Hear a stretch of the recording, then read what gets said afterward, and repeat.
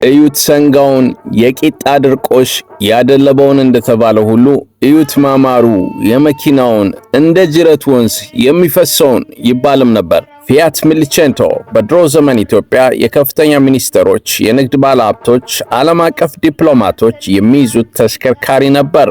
ዋጋው ከተወደደ ከ3000 እስከ 3500 ብር ይገኝ ነበር። ያኔ አዲስ አበባ ላይ ይችን መኪና የያዘ ብቻ ሳይሆን ተገልጋይ ተሳፋሪ ሁሉ ወግ ማዕረግ ነበረው። ፊያት አውቶሞቢል ስንል እንደ ሀገራችን በአእምሮአችን የምንስለው ፊያት ቺኩዌቼንቶና ፊያት ሲቼንቶ ሊሆን ይችላል። ነገር ግን ፊያት ብዙ ሞዴል አውቶሞቢል ስም ሲሆን የአሜሪካንና አውሮፓን ገበያዎች ሰብሮ የገቡ በቄንጠኛ የሲኒማ ሰዎች፣ የባንክ ሰዎች እየተዘወተሩ ለዓመታት የዘለቁ ስመጥር ተሽከርካሪዎች ስም ነው።